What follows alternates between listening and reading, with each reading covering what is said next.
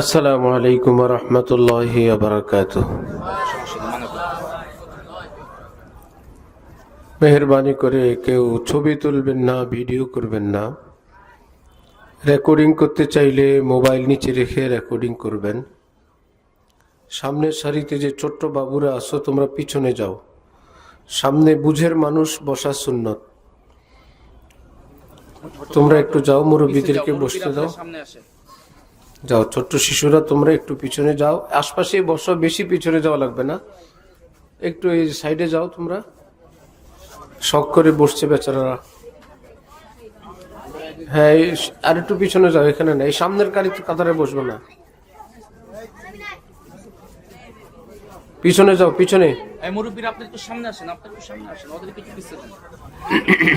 এ তো বিশাল মজমা হয়ে গেছে ওদের এখানে, কথা বলবে শেষে। আলহামদুলিল্লাহ আলহামদুলিল্লাহি ওয়া কাফা ওয়া সালামুন আলা ইবাদিহিল্লাযীনা ইসতাফা, আম্মা বা'দ। ফাআউযু বিল্লাহি মিনাশ শাইতানির রাজীম। বিসমিল্লাহির রহমানির রহিম। মা আতাকুমুর রাসূলু ফাখুযুহু ওয়া মা নাহাকুম আনহু ফান্তাহু ওয়াত্তাকুল্লাহ ইন্নাল্লাহা শাদীদুল ইকাব। সাদাকাল্লাহু মাওলানাল আযীম। ওয়া ক্বালা রাসূলুল্লাহি সাল্লাল্লাহু তাআলা আলাইহি ওয়াসাল্লাম আকমালুল মুমিনিনা ঈমানান আহসানুহুম খুলুকা। ওয়াল্লাহু তাআলা আলাইহি ওয়াসাল্লাম মা মিন শাইইন আথকালু ফিল মিজানি মিন হুসনিল খুলুক, আও কামা ক্বালা রাসূলুল্লাহি সাল্লাল্লাহু তাআলা আলাইহি ওয়াসাল্লাম।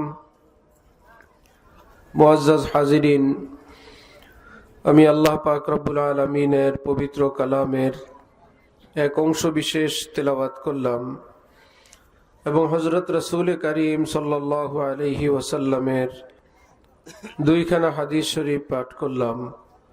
আল্লাহ পাক কোরআন শরীফ এবং হাদিস শরীফের পরিপূর্ণ নূর আমাদের সকলকে নসিব ফরমান। কোরআনে পাক এবং হাদিসে পাকের সহি ইলম, সহি বুঝ अल्लाह पाक আমাদের সকলকে नसीब फरमान। तू हो किसी भी हाल में मौला से लौ लगाए जा, कुदरते दुल जलाल में क्या नहीं गिर गिराए जा। আমার ভাইরা, সারা দেশব্যাপী অনেক ওয়াজ হয়, তালিম হয়, হক্কানি আলেম ওলামারা দ্বীনের হাজারো কথা শুনান। আল্লাহ পাক আলেম ওলামাদের হায়াতে বরকত দান করেন, আমাদেরকে আলেম ওলামাদের কদর করার তৌফিক দান করেন। আমরা পৃথিবীর অনেক বেশি সংকটময় সময়ের মধ্যে পৃথিবীতে আমরা এখন আছি। চতুর্দিকে সারা পৃথিবীতে মুসলমানরা বড় মজলুম, সারা জাহানে মুসলমানরা জালেমদের হাতে বড় নির্যাতিত। নিয়ম তো হলো এই, ছোট্ট শিশু যদি কোনো শক্ত কোনো দুশ্মনের হাতে পড়ে, সে যখন অনুভব করে এত বড় দুশ্মন থেকে আমি একা রক্ষা পাবো না, সে মা মা বলে, বাবা বাবা বলে চিৎকার করে যে আমি পারবো না দুশ্মনের সঙ্গে, আমার আব্বার শক্তি আছে, আমার মা আমাকে রক্ষা করতে পারবেন। এটা ছোট্ট শিশু বুঝে যে আমি পারবো না, আমার বাবা পারবেন, আমার মা পারবেন। কাফের মুশরিকদের এই জুলুম অত্যাচারে কশ্চিন কালেও মুসলমানরা জোর দিয়ে রক্ষা পেতে পারবে না, নিজের শক্তি দিয়ে বাঁচা সম্ভব না। এজন্য মুসলমানদের জ্ঞানের পরিচয় হবে যে যখন যে কোনো মুসিবতে পড়ে, আল্লাহ পাক ওয়াদা করছেন কোরআনে পাকে, উদউনি আস্তাজিব লাকুম, আমার বান্দারা আমাকে ডাক দাও। দিন রাত 24 ঘন্টা যে কোনো বান্দা, চাই সে নামাজি হোক, চাই সে বেনামাজি হোক, চাই সে মুসলমান হোক, চাই সে অমুসলিম হোক, আমি আল্লাহকে ডাক দিলে আমি সাথে সাথে তার ডাকে উত্তর দান করি। যে কোনো মুসলমান যখন আল্লাহ বলে সঙ্গে সঙ্গে সঙ্গে রব্বুল আলামিন আল্লাহ পাকের বান্দার উত্তর দান করেন। এবং হাদিসে কুদসিতে আল্লাহ পাক বলেন, আমার বান্দাকে যদি আমি দেখি সে আমি আল্লাহর দিকে আগানোর চেষ্টা করে, সে যদি এক বিগত আগায়, আধা হাত আগায়, আমি তার দিকে এক হাত আগাই, সে যদি আমার দিকে হেঁটে হেঁটে আসে, আমি আল্লাহ তার মানে আমার রহমত তার দিকে দৌড়ায় দৌড়ায় আগাইতে থাকে। এই জন্য আল্লাহকে পাওয়া, আল্লাহকে রাজি করা এত সহজ, এই পৃথিবীর কাউকে রাজি করা এত সহজ না। এমনকি মাও কখনো রাগ করে কথা বলেন না, বাবাও কখনো একবার দুইবার বাবা বাবা বললে রাগ করে চুপ থাকেন, যদিও ভিতরে আদর মায়া ঢেউ খেলতে থাকে। মা চুপ থাকতে জানেন, একবার দুইবার রাগ করে গুসা করে চুপ থাকেন। আল্লাহ পাক বলেন, আমি রহমান, আমি রহিম, আমার মায়া দয়া এত বেশি, আমাকে হাজারবার নাফরমানি করা বান্দা সে যদি একবার ডাক দেয়, আমি প্রথম ডাকেই জবাব দিয়ে দিই, আমি প্রথম ডাকেই উত্তর দেই। আমার ভাইরা, আল্লাহ পাক আমাদেরকে বেশি বেশি আল্লাহকে ডাকার তৌফিক দান করেন, আমাদেরকে পাপাচার বর্জন করার তৌফিক দান করেন। জোর রা বুগজার, জারি রা বেগির, রহম সুয়ে জারি আয়াত, আয় ফকির। শক্তি দিয়ে আল্লাহর রহমত আনা যায় না, অল্প একটু চোখের পানি দিলে রব্বুল আলামিন ওয়াদা করছেন, যেই চোখের কোনায় আমি আল্লাহর ভয়ে, জাহান্নামের ভয়ে, আমি আল্লাহর মোহাব্বতে এক সামান্য একটু পানিও যদি কারো চোখের কোনায় দেখি, আমি আল্লাহ ওই চেহারার উপর জাহান্নামকে চিরদিনের জন্য হারাম করে দিয়ে দিই। আমার এত মায়া, আমার এত দয়া আমার বান্দার জন্য। আমার ভাই, কোরআনে পাকে আল্লাহ পাক বলছেন, আমি রহমান, আমি রহিম। হে বান্দারা, দেখো না, একদমই নামাজ পড়ে না, আমি তাকেও খাওয়াই। একদমই ঈমান নাই, আমি আল্লাহ তাকেও খাওয়াই। বাঘ ভাল্লুককে খাওয়াই, শিয়াল কুকুরকে খাওয়াই, সমুদ্রের মাছকে আমি খাওয়াই, উড়ন্ত বনের পাখিদেরকে আমি আল্লাহ খাওয়াই। ওয়ামা মিন দাব্বাতিন ফিল আরদ ইল্লা আলাল্লাহি রিজকুহা। এই পৃথিবীর সব মাখলুককে আমি আল্লাহই রিজিকের ব্যবস্থা করি। হযরত মূসা আলাইহিস সালাম একদিন বললেন, আল্লাহ আপনি সকলকে রিজিক দেন, আমাকে একটু দেখাবেন আপনি কিভাবে রিজিক দেন। আল্লাহ পাক হযরত মূসা নবীকে বললেন, তোমার হাতে থাকা লাঠি দ্বারা অমুক পাথরটাকে তুমি আঘাত করো। আঘাত করলে যেই পাথরে কোনো ছিদ্র নাই, সেই রকম পাথর দুই টুকরা হইল। আবার আঘাত, আবার টুকরা, আবার আঘাত, আবার টুকরা, একদম ভিতর থেকে ছোট্ট একটা পোকা বের হইল। ভাই, প্রাণী বাঁচার জন্য অক্সিজেন লাগে, বাতাস লাগে, কিছুই নাই, ভিতরে পোকা আসলো কোত্থেকে? হযরত মূসা তো অবাক, কিন্তু তিনি আগে গিয়ে দেখেন ওই পোকাটা শুধু জীবিতই না, তার মুখের মধ্যে ছোট্ট সবুজ একটা ঘাসের টুকরা সে কুটকুট করে খায়। আবার দেখেন ছোট্ট ছোট্ট আওয়াজে কোনো কথাও বলে। হযরত মূসা কান লাগাইলেন, দেখে ছোট্ট পাখিটা, ছোট্ট পোকাটা, সে বলতেছে, সুবহানা মান ইয়ারানি ওয়া ইয়ারিফু মাকানি ওয়া ইয়ারযুকুনি ওয়া লা ইয়ানসানি। আমার আল্লাহ কত পবিত্র আল্লাহ, সব সময় আমার মতো ছোট্ট একটা পোকাকে তিনি নজরে নজরে রাখেন। ওয়া ইয়ারিফু মাকানি, আমার ঘর বাড়ি, আমার ঠিকানা, আমি কোথায় থাকি সেই ঠিকানাও চিনেন। ওয়া ইয়ারযুকুনি, যখনই আমার ক্ষুধা লাগে আমার আল্লাহ আমার জন্য রিজিকের ব্যবস্থা করেন। ওয়ালা ইয়ানসানি, জীবনে একবারও তিনি আমাকে ভুলে যান না। আমার আল্লাহ কত ভালো আল্লাহ, সুবহানাল্লাহ। হযরত মূসা আল্লাহকে বললেন, হে আল্লাহ, এইরকম ছোট্ট পোকাকেও আপনি খেয়াল রাখেন, দেখাবেন। ছোট্ট একটা মাকলুকের এই নিশান দেখে আমি নিশ্চিত আপনি রিজিক দেনেওয়ালা, আগেও নিশ্চিত ছিলাম, কিন্তু সেই দৃশ্য দেখে হে আল্লাহ, আপনার প্রতি আমার ঈমান, আমার প্রেম ভালোবাসা আরো বেড়ে গেল। আমার ভাই, যদি পোকাকে আল্লাহ রিজিক দেন, আশরাফুল মাখলুকাত মানুষকে রিজিক দিবেন না? অবশ্যই তিনি দান করবেন। একবার ভারতে কোন এলাকায় শুকুরের উপদ্রব, শুকুর প্রাণী মানুষের ঘরে বাড়িতে হামলা করে, খাদ্য খাবার নষ্ট করে, একদম বেশি বেশি আসে। আমাদের এলাকায় দেশে আছে বন্য হাতি আসে, কোন এলাকার উপর হামলা করে, এই দেশে আছে। তো শুকুরের হামলা থেকে বাঁচার জন্য এলাকার লোকেরা তারা একটা ফন্দি করলো, শুকনা কাঠ দিয়ে বিশাল বড় একটা ঘরের মতো তৈরি করলো। ওই কাঠের মধ্যে আগে থেকেই পেট্রোল কেরোসিন কিছু ঢেলে রাখলো। ছোট্ট গেট রাখছে, ভিতরে শূকরের খাবার রাখছে। ভিতরে শূকরের খাবার রাখছে। শূকরগুলো যখন দলে দলে তাদের পছন্দের খাবার খাওয়ার জন্য প্রবেশ করলো, পিছন দিক থেকে দরজাটাও বন্ধ করে দিল। ওদিক থেকে তেল, ডালা, লাকড়ি, শুকনা মেসের কাঠি দিয়ে আগুন জ্বালায় দিল।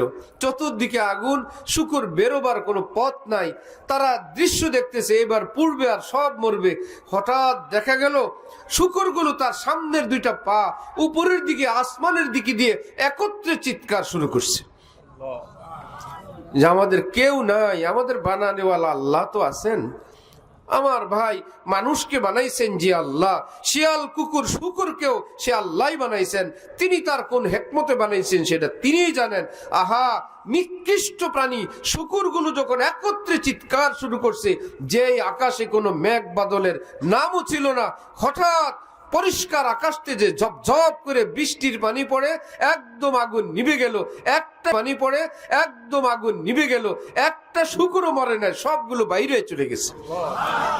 বুজুর্গানিদিন বলেন, হে আল্লাহর বান্দা, আল্লাহ পাক তোমাকে মানুষ বানাইছেন, আল্লাহ পাক তোমাকে বনি আদম বানাইছেন, আর তা আল্লাহ পাক তোমাকে ইমানের মতন বড় দৌলত দান করছেন।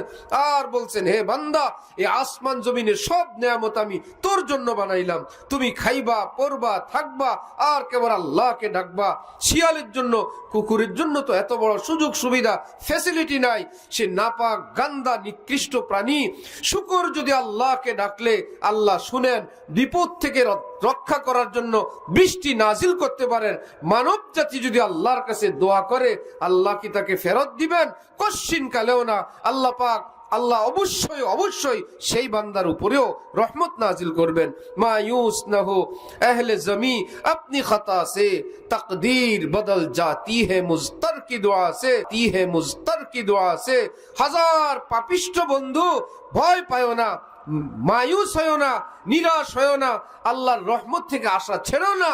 তুমিও যদি চোখের পানি দিয়ে কান্নাকাটি শুরু করো, আল্লাহ পাক ওয়াদা করছেন, এক প্রকারের তকদির, এটা পরিবর্তন হয় না, যা আছে তকদিরে তাই হবে। আবার তকদিরের আরেকটা প্রকার আছে, বান্দা যদি দোয়া করে, তওবা করে, নেক আমল করে, আল্লাহ পাক বান্দার তকদির পরিবর্তন করে জাহান্নাম থেকে তাকে জান্নাতি বানায় দেন। সুবহানাল্লাহ। এই জন্য আমার ভাইয়েরা, আমরা আসছি শেষ জামানায়, আমরা আসছি গুনার যুগে, আমরা আসছি পাপিষ্টের সমাজে। আল্লাহ আমাদেরকে এই নষ্ট সমাজের ভিতরেও আল্লাহকে ডাকার তৌফিক দান করেন। যে যত বৈরী পরিবেশে, ভিন্ন পরিবেশে আল্লাহকে ডাকবে, তার মর্তবাও তত বেশি, তার সবও তত বেশি। আমার ভাই, আমরা যদি শুনতে পাই অমুক লোকটা আমেরিকা থাকে, আবার যদি দেখি তরিকা দাড়ি, নামাজ পড়ে, কিন্তু মক্কা শরীফ থেকে যদি একজন দাড়িওয়ালা আসে, আমরা কি অতটা অবাক হই? ভাই, মক্কা শরীফ থাকে, দাড়ি তো থাকবেই, মক্কা শরীফের লোক, এখানে তো সবই ইসলামের ঝান্ডা, সেখানে পথ করে, সেখানে তো স্বাভাবিক।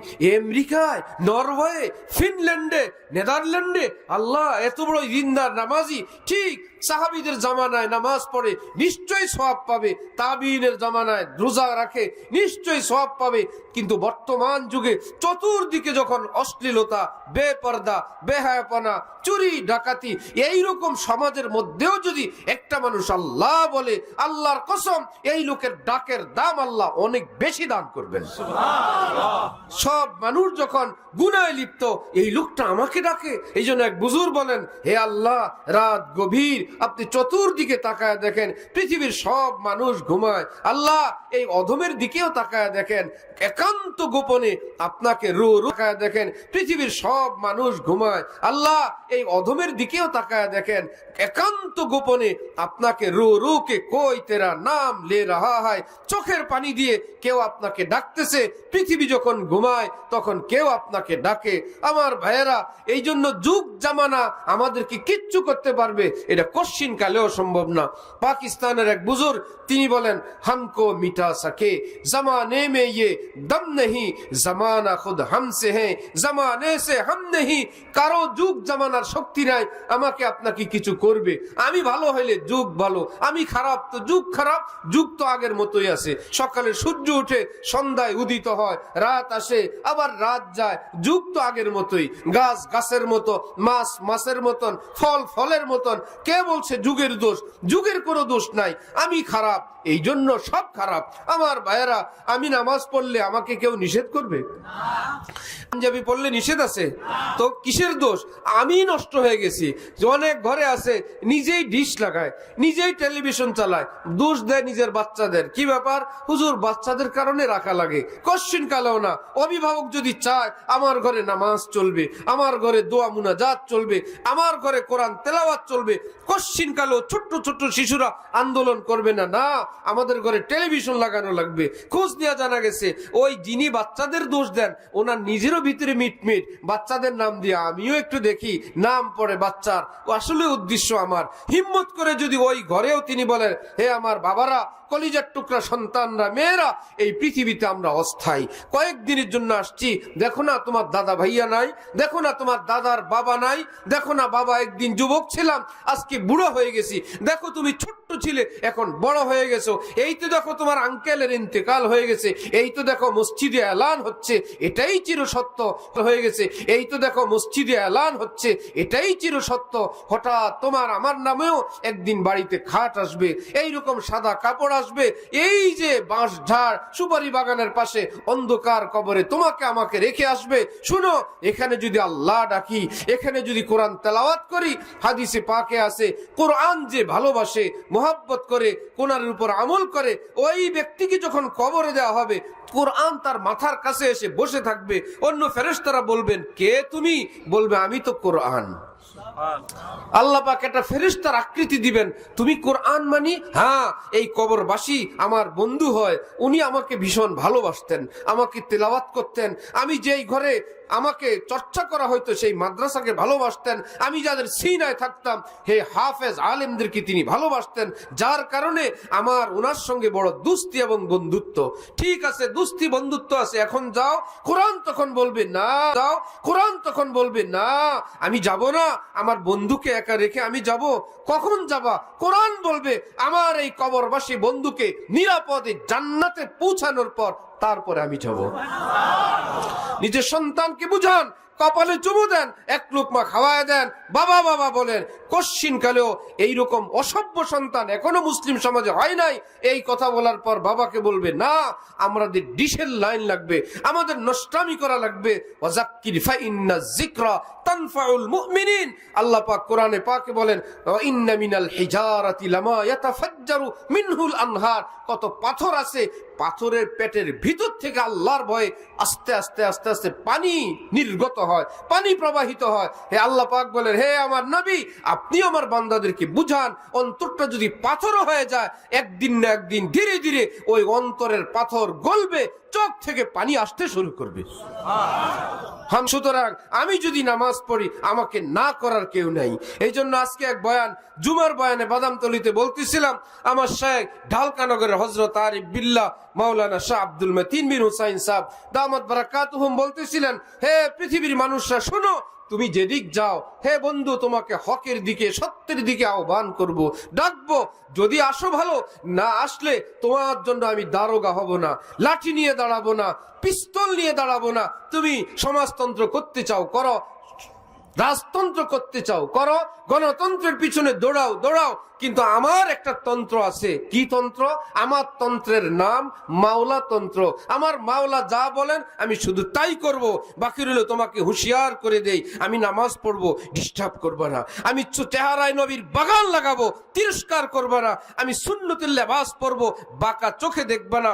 আমি আমার স্ত্রী সন্তানদেরকে পর্দা করাবো, ধিক্কার দিবা না, খবরদার। আমি পর্দা করাবো, ধিক্কার দিবা না, খবরদার। আমাকে চলতে দাও, আমাকে আল্লাহকে ডাকতে দাও।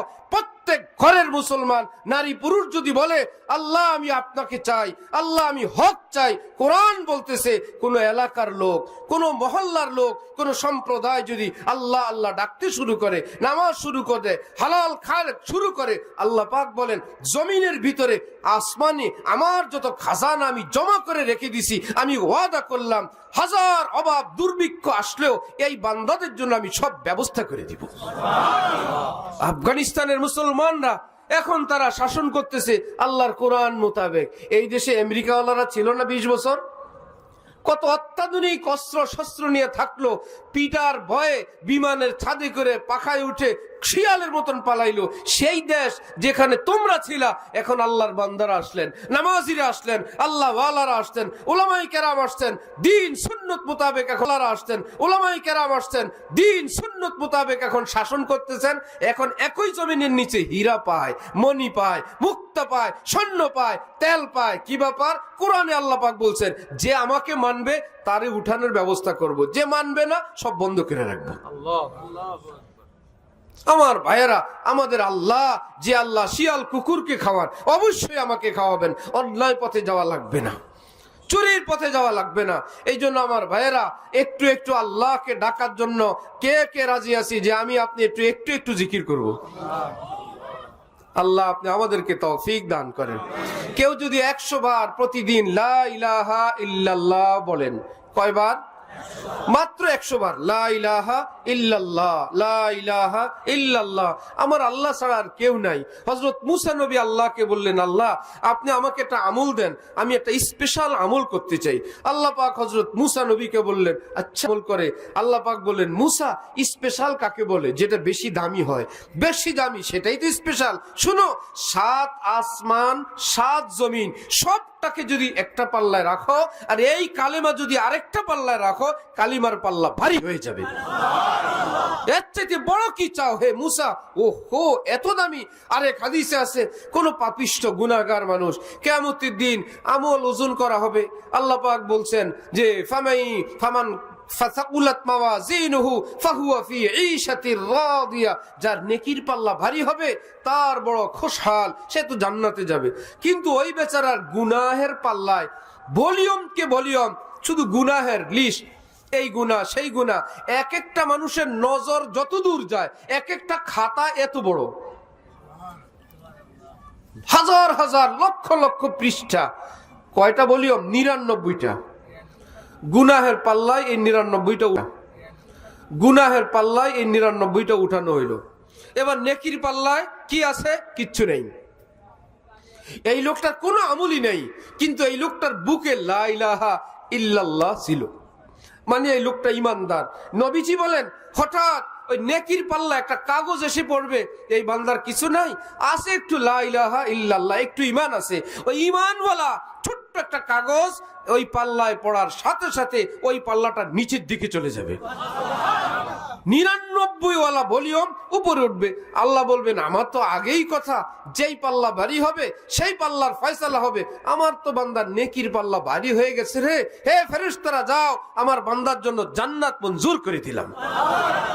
কিছুই নাই যার, তো লা ইলাহা ইল্লাল্লাহ এতটা পাওয়ারফুল। অপর হাদিসে নবীজি বলেন, মান ক্বালা লা ইলাহা ইল্লাল্লাহ লাইসা লাহা হিজাবুন দুনাল্লাহ হাত্তা তাখলুসা ইলাইহি, হাত্তা তাখলুসা ইলাইহি। কোন মুমিন যখন লা ইলাহা ইল্লাল্লাহ বলে, তার জবান থেকে বের হওয়ার পর পর এই লা ইলাহা ইল্লাল্লাহ ছুটে উপরের দিকে, একদম আসমান ছেদ করে, দ্বিতীয় তৃতীয় চতুর্থ পঞ্চম সপ্তম ছেদ করে এই পৃথিবীর থেকে 50,000 বছরের রাস্তা আল্লাহর আরশ, আল্লাহর আরশে গিয়ে আল্লাহ পর্যন্ত পৌঁছে যায়। মধ্যখানের কোন ওয়াল আসমান এই কালিমাকে ঠেকাইতে পারে না, সব ছিদ্র করে আল্লাহর কালিমা আল্লাহর কাছে চলে যায়। এত পাওয়ার লা ইলাহা ইল্লাল্লাহ। নবীজি বলেন আমার কোন উম্মত যদি প্রতিদিন 100 বার পড়ে লা ইলাহা ইল্লাল্লাহ, চাই সে পুরুষ হোক চাই সে নারী হোক, আল্লাহ নবী বলেন কিয়ামতের দিন এই ব্যক্তির চেহারা নূরে পূর্ণিমার চাঁদের মতন ঝলমল ঝলমল করতে থাকবে। দেখলেই বোঝা যাবে এই কালেমার নূরে তার চেহারা এরকম ঝলমল করতেছে। আমার ভাইয়েরা, বোঝা যাবে এই কালেমার নূরে তার চেহারা এরকম ঝলমল করতেছে। আমার ভাইয়েরা, একটু কি পারবো ইনশাল্লাহ? আর যদি কেউ নাই পারেন 10 বার কি পারবো না ইনশাল্লাহ? 10টা বার তো পারবো।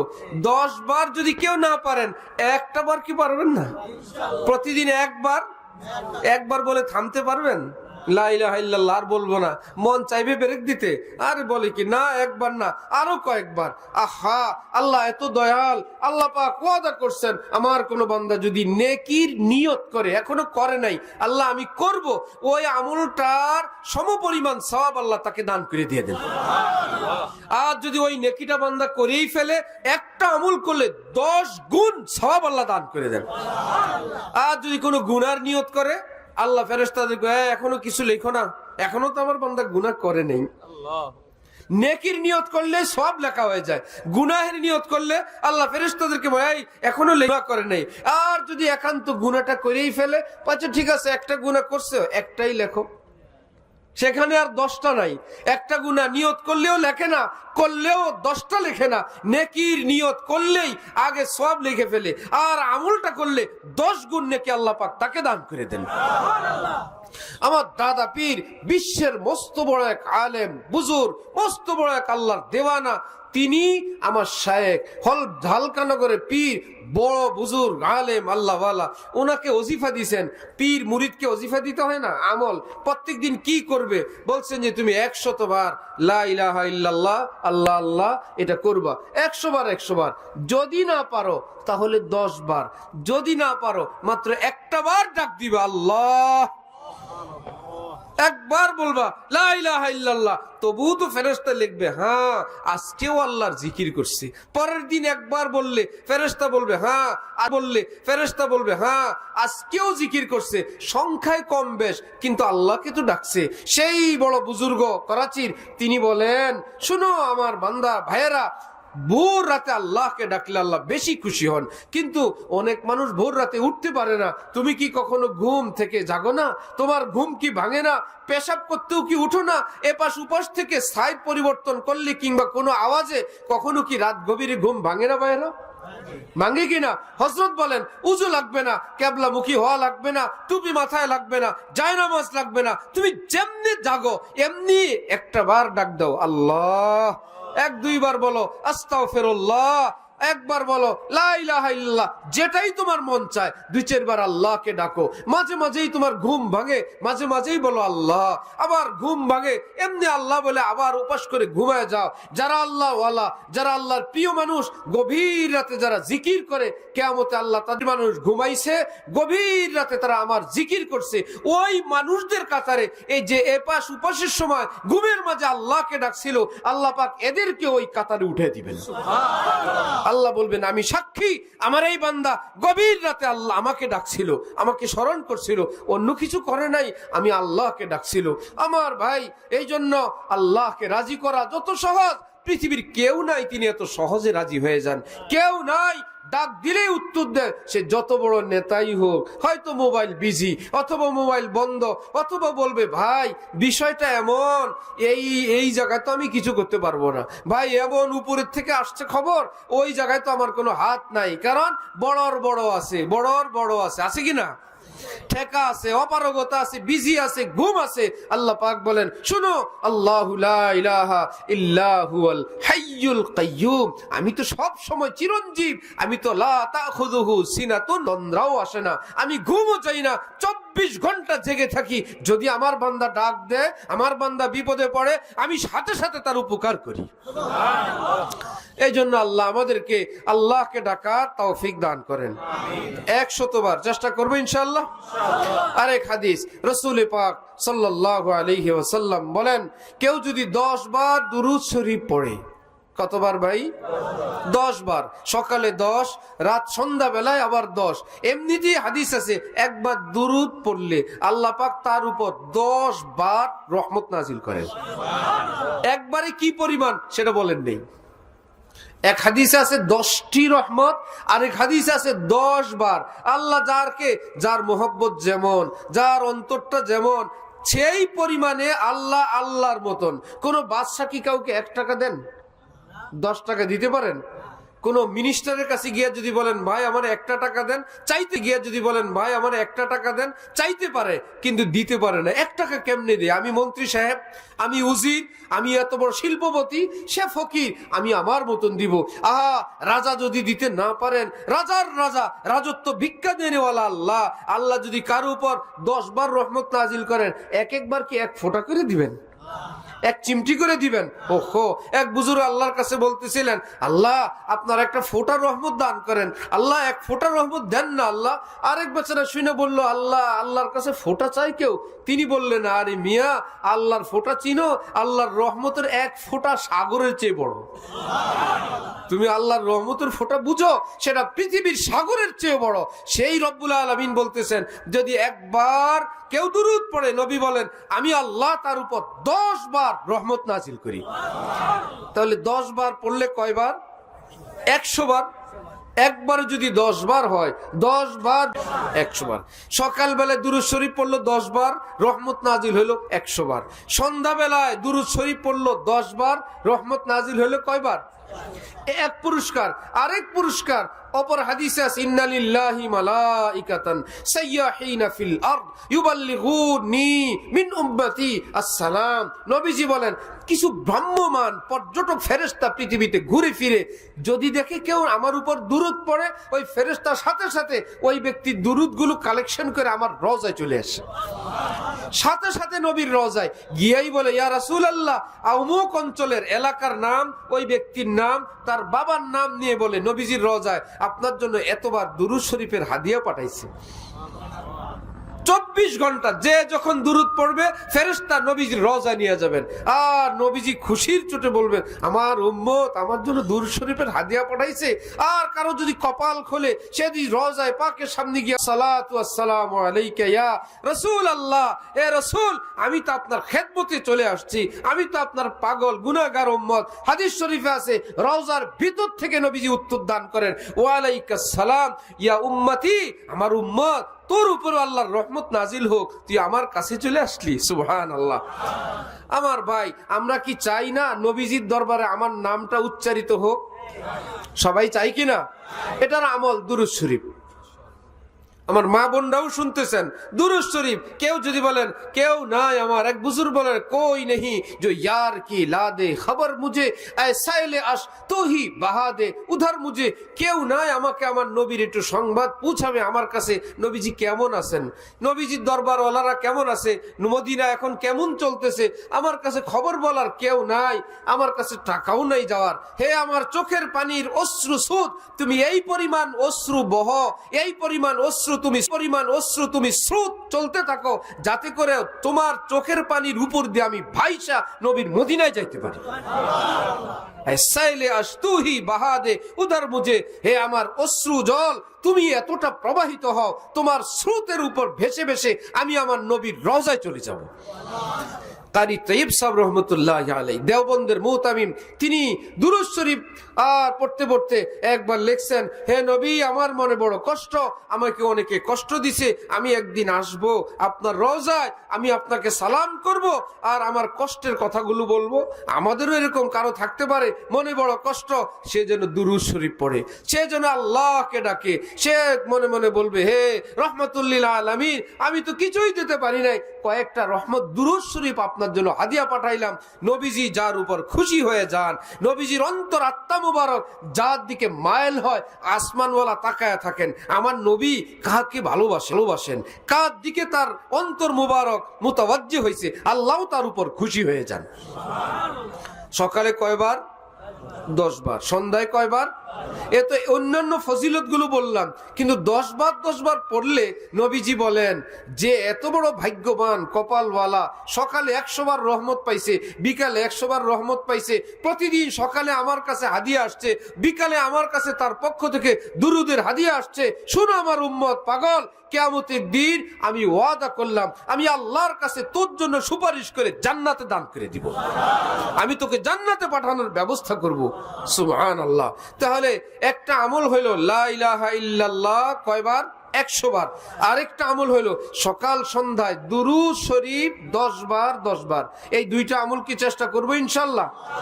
একটা হাদিস শরীফ আমি পড়ছি, নবীজি বলেন শুনো কিয়ামতের দিন অনেক আমলের ওজন হবে, কিন্তু সবচেয়ে বেশি ওজন হবে একদম ভারী, আমলটা ছোট কিন্তু ভীষণ ভারী। সেটা আবার কি? নবীজি বলেন উত্তম চরিত্র, উত্তম আখলাক।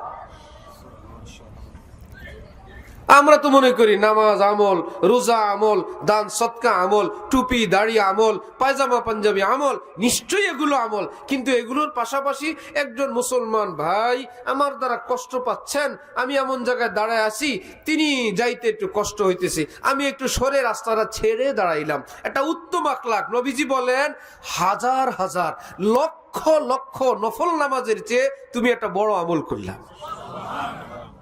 ঘরের মানুষ, স্ত্রীর, আমার মা বোনরা ঘরে থাকেন, এই মানুষটার কাজের সঙ্গে একটু সহযোগিতা করে দেওয়া।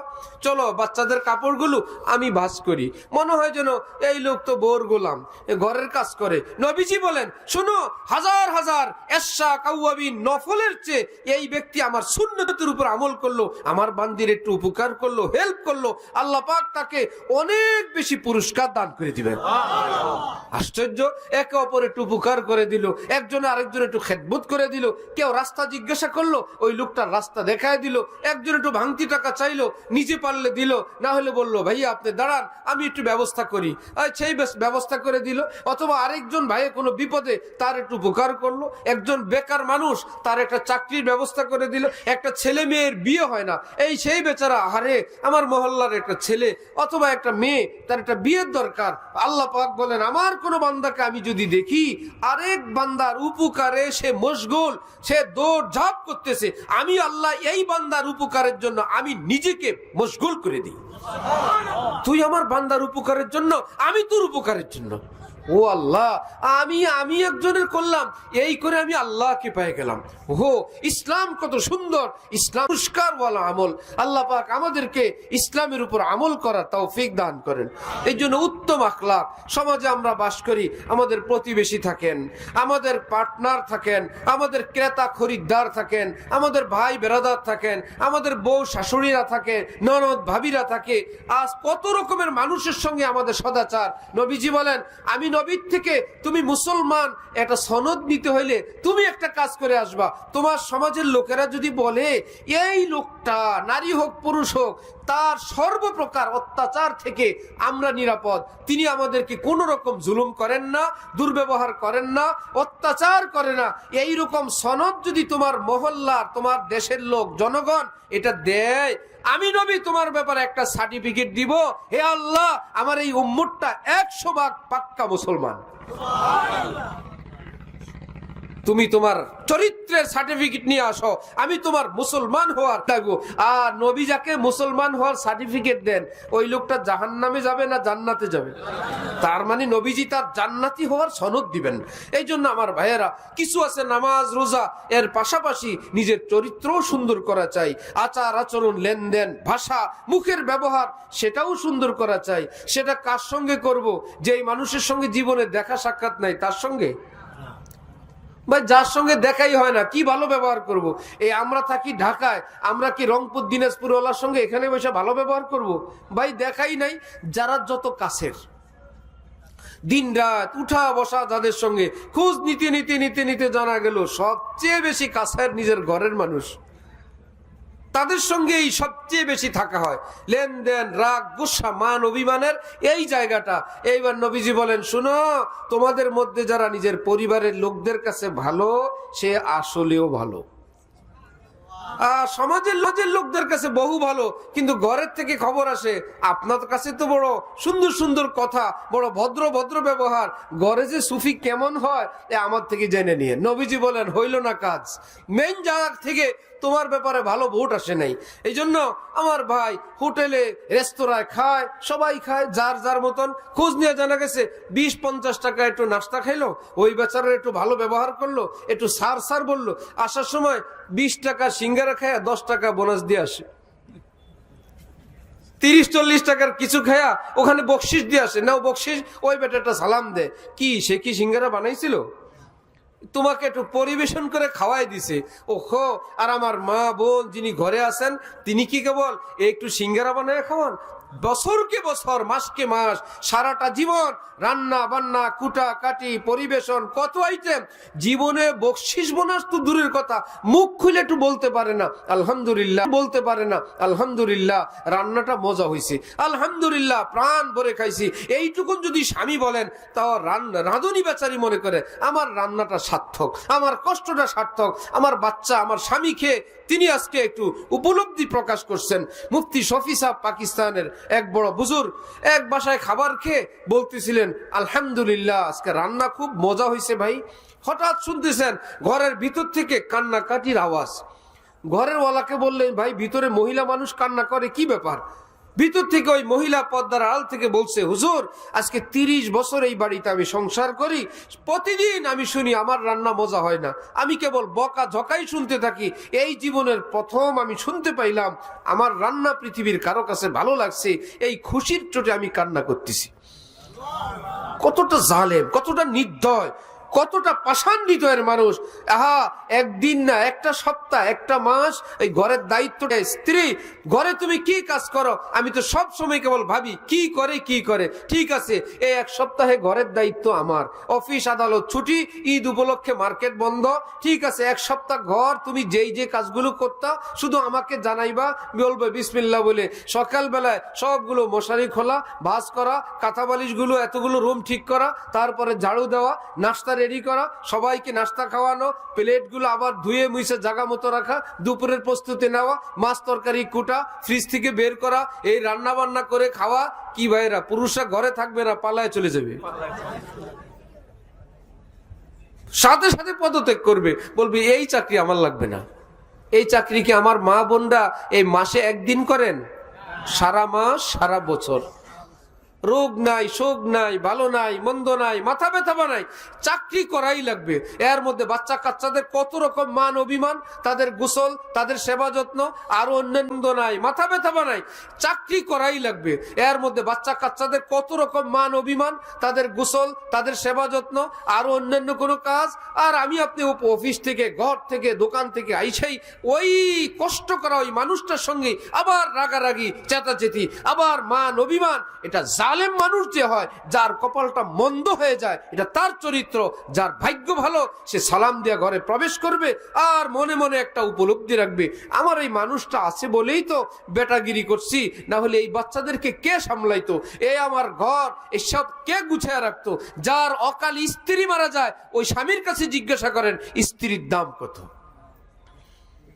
কোন স্বামী যার স্ত্রী নাই তার কাছে প্রশ্ন করেন যে আপনার স্ত্রী নাই, একটু বলেন তো একজন স্ত্রীর মর্যাদা কত। সে বলবে ভাই স্ত্রীবিহীন স্বামীর কোনো দামই নেই, এই জীবনটা বৃথা, এই জীবনটার কোনো মূল্যই নাই, সেই নিয়ামত থাকতে তো কদর করেন নাই। একটু ঘরে ঢুকে আমি তোমার উপর খুশি, সে কালো হোক, সে বেটে হোক, সে যেমনই হোক। নবীজি বলছেন, শোনো জান্নাতের হুরদের গল্প শুনছো, তারা ভীষণ সুন্দরী, পৃথিবীতে উকি দিলে দুনিয়া আলোকিত, একটু থুতু দিলে সাগরের পানি মিষ্টি, এত সুন্দরী, কিন্তু ইমানের বরকতে তোমার স্ত্রীও জান্নাতে যাবে। সেই হুরদের চেয়ে আল্লাহ তাকে অনেক বেশি সুন্দরী বানায় দিবেন। কারণ হুরদেরকে আল্লাহ বলবল, নামাজ পড়ছো দুনিয়ায়? না। সন্তান পেটে নিছো? না। স্বামী আসিল? না। শ্বশুর শাশুড়ির খেদমত করছো? না। তরকারি করছো? না। মাছ করছো? না। রান্না বান্না করছো? না। হুররা কিছু করছে? ফেরেশতা আল্লাহ পাক বানাইছেন, বানায়া ইনটেক রোবটের মতো ফেলায় রাখছেন। বেহেশতে গেলে বলবো সেবা করো, নামাজ নাই, রোজা নাই, আল্লাহ বানায় এমনি ইনটেক রেখে দিয়েছেন। আর আল্লাহ পাক বলবেন, এই যে দুনিয়া থেকে আসছে আমার বান্দি, জানো কত কষ্ট করছে, ইমান নিয়ে আসছে, নামাজ পড়ে আসছে, আর স্বামীর খেদমত করছে, শ্বশুর শাশুড়ির খেদমত করছে, সন্তান পেটে নিছে, প্রসব করছে, দুধ খাওয়াইছে, সন্তান পেটে নিছে, প্রসব করছে, দুধ খাওয়াইছে, অনেক কষ্ট করছে। সুতরাং আমি আল্লাহর নির্দেশ, এই বান্দি যা বলবে তোমরা তাই শুনবা। সুবহানাল্লাহ। এই জন্য আমার ভাইয়েরা, নিজের আখলাক সুন্দর করি, সমাজের মানুষের সঙ্গে, দেশের মানুষের সঙ্গে, ব্যবসায়ী পার্টনার, মালিক কর্মচারীর সঙ্গে, ঠিক পাশাপাশি নিজের সন্তানের সঙ্গে। এর চাইতে বেশি গুরুত্বপূর্ণ হলো নিজের স্ত্রী এবং স্ত্রী তার স্বামীর সাথে। চেষ্টা করবো ইনশাল্লাহ। আল্লাহ আমাদেরকে স্বামী স্ত্রী একে অপরকে মহব্বত করার, রিয়ায়ত করার, একে অপরের দোষ ত্রুটি ক্ষমা করার তৌফিক দান করেন। তাহলে আল্লাহর হক এবং বান্দার হক উভয়ের ব্যাপারে আমরা চেষ্টা করতে থাকবো ইনশাআল্লাহ। আমি যখন আজকের মাহফিলের পোস্টারটা দেখলাম আমি অবাক হইলাম যে এখানে আমার মাঝি ভাইয়েরা এবং এলাকাবাসীর উদ্যোগে মাহফিল। বড় তাজ্জুবের কথা, বড় বড় দিলে চোট লাগছে। যাহা কত কষ্ট করে তারা এই পানির মধ্যে কত ঝুঁকি নিয়ে, জীবনের ঝুঁকি নিয়ে কাজ করে, ওনারা আবার এলাকাবাসী কাজ করে, ওনারা আবার এলাকাবাসী উদ্যোগে আবার মাহফিল। কিসের মাহফিল? সেই বাড়িতে বসলাম, ভাবতেছিলাম কোথায় যাব, আবার দেখলাম এখানে আইসা মাশাআল্লাহ মাহফিলও চলতেছে। বড় খুশি লাগলো, এত মানুষ আপনারা এখানে বসে আছেন, বিভিন্ন শ্রেণী পেশার। আল্লাহ আমাদের আপনাদের এখানের বসাকে আমাদের সকলের নাজাতের উসিলা হিসেবে কবুল ফরমান, এবং যারা উদ্যোক্তা, সহযোগিতাকারী, অংশগ্রহণকারী, আল্লাহ পাক সকলকে দুনিয়া আখিরাতে বড় থেকে বড় পুরস্কার দান করেন। যা কিছু আলোচনা হলো আল্লাহ আমাদের সকলকে আমল করার তৌফিক দান করেন। ওয়া আখিরু দাওয়ানা আনিল হামদুলিল্লাহ।